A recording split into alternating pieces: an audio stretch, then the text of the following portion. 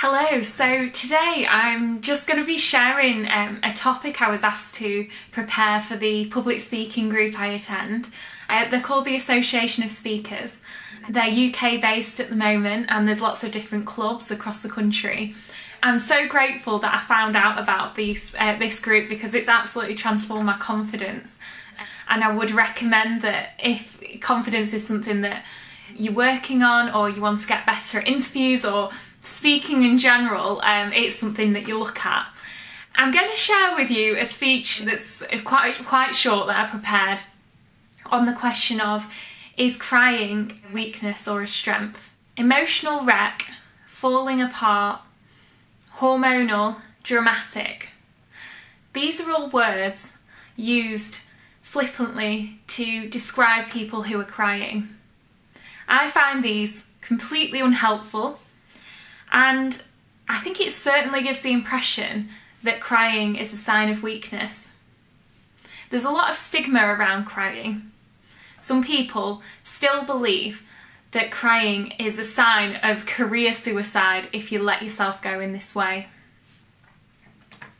I experienced that feeling a time where I cried in front of a colleague at work. I was just having such an awful week and one thing just went on top of the other, and she asked me if I was okay and I just couldn't help myself but just cry, and I immediately regretted it, and I just felt overwhelmed with a feeling of shame and concern about what she was thinking about me.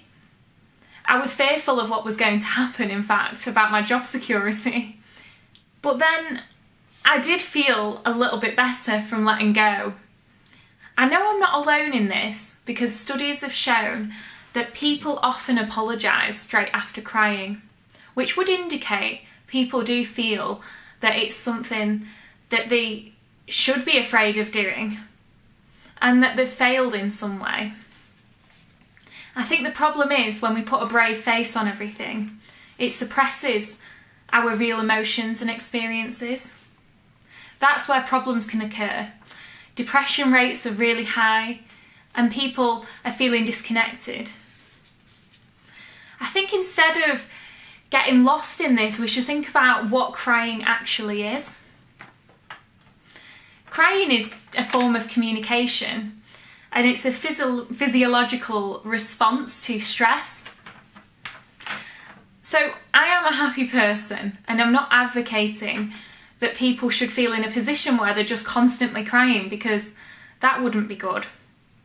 However, in answer to the original question, I don't think that we can be so rigid to say it's good or bad, a strength or weakness. It is what it is.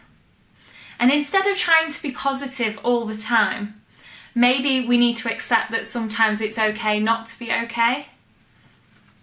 And listen to our bodies, because sometimes it's a sign that something needs to change in our lives.